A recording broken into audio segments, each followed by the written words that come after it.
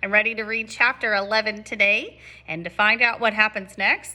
The last time we read, Brian had figured out a food source with the turtle eggs, and he'd figured out fire, which he knew that he needed to keep that going now that he's figured out how to make it. So chapter 11 is going to be found on page 98. Let's go ahead and get started. There were these things to do. He transferred all the eggs from the small beach onto the shelter, reburying them near his sleeping area.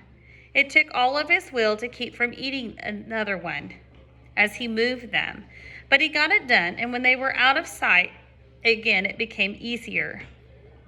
He added wood to the fire and cleaned up the camp area. A good laugh, cleaning up the camp. All he did was shake out his windbreaker and hang it in the sun to dry. The berry juice had soaked in the smooth of the sand where he had slept in. But it was a mental thing. He had gotten depressed thinking about how they hadn't found him yet. And when he was busy and had something to do, the depression seemed to leave. So there were things to do. With the camp squared away, he brought in more wood, and he decided to always have enough on hand for 3 days. After spending one night with the fire for a friend, he knew what a staggering amount of wood it would take. He worked all through the morning at the wood, breaking down dead limbs and breaking and chopping them in small pieces, storing them neatly aside by the overhang. He stopped once to take a drink at the lake, and his reflection, he saw that the swelling on his head was nearly gone. There was no pain there, and so he assumed that he could take care of himself. His leg was also back to normal, although he did have a small pattern of holes, roughly star-shaped, where the quills had nailed him. While he was standing on the lake shore taking stock, he noticed that his body was changing. He had never been fat, but he had become slightly heavy with an extra weight just above his belt on both sides. That was completely gone, and his stomach had caved in to the hunger, and the sun had cooked him past burning, so he was tanning. With the smoke from the fire, his face was starting to look like leather. But perhaps more than his body was the change in his mind and the way he was becoming. I am not the same, he thought. I see, I hear differently. I did not know when the change started, but it was there. When a sound came to him now, he didn't just hear it. He would know the sound. He would swing and look at it, breaking a twig, a movement of air, and knowing the sound as if something could move his mind back from the wave of sound to the source. He would know what the sound was before he quite realized he had heard it. And then he saw something, a bird moving, a wing inside, a bush or a ripple in the water. He'd truly see that thing, not just notice as he had used to notice things in the city.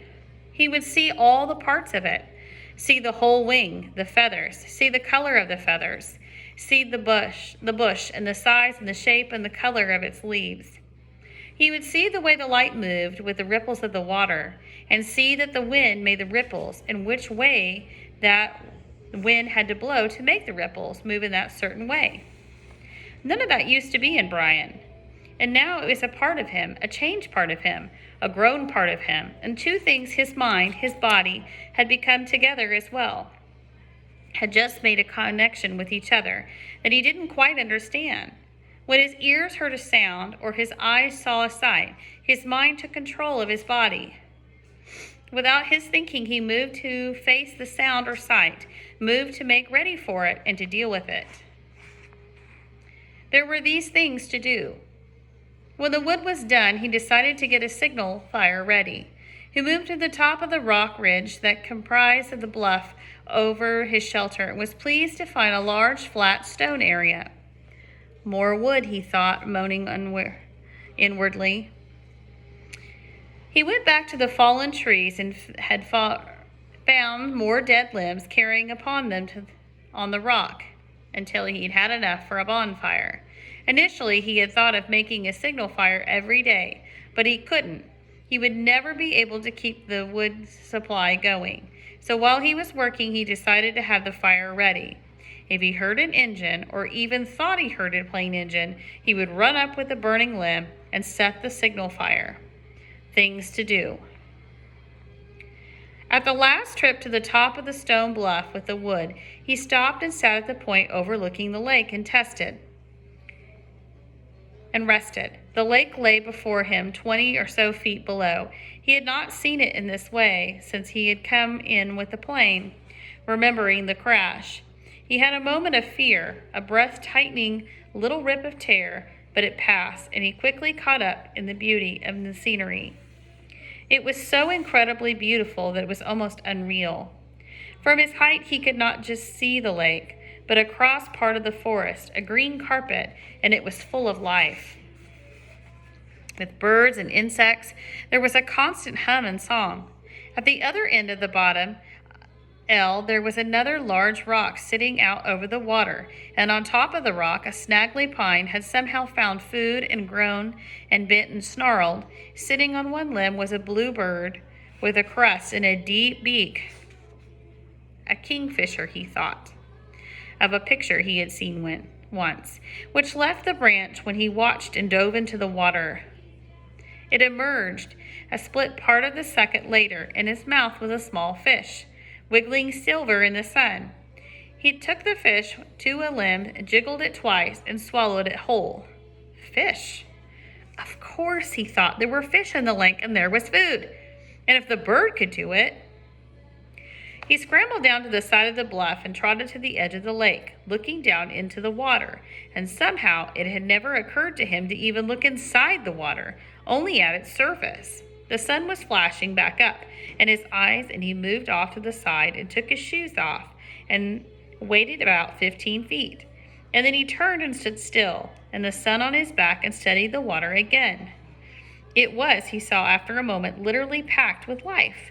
A small fish swam everywhere, some narrow, some long, some round, most of 3 or 4 inches long, some a bit larger, many smaller. There was a patch of mud off to the side, leaping into deep water, and he could see the old clamshells there. There must be clams. As he watched, a crayfish looking like a little lobster left one of the empty clamshells and went to another looking for something to eat, digging in with his claws. When he stood, some of the small round fish came quite close to his legs. He tensed and got ready and made a wild slap, grabbing at them. They exploded away in 100 flickers of a quick light, so fast that he had to hope of catching them, that his hope of catching them went away. But they soon came back and seemed to be curious about him. As he walked from the water, he tried to think of a way to use the curiosity to catch them.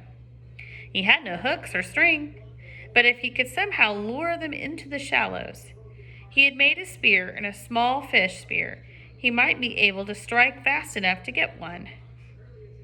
He would have to find the right kind of wood, slim and straight, and he had seen some willows along the lake that might work. He could use the hatchet to sharpen it and to shape it until he was sitting by the fire tonight, and that he had brought up the fire when he had to heat again. He looked at the sun and saw that it was getting late in the afternoon, and when he thought of how late it was, he thought that he ought to reward all of his work with another egg, and that made him think of some kind of dessert would be nice. He smiled when he thought of dessert, so fancy, and he wondered if he could move up the lake and see if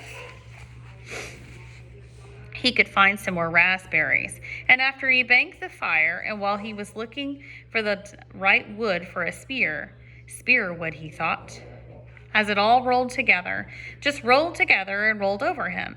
There were things to do.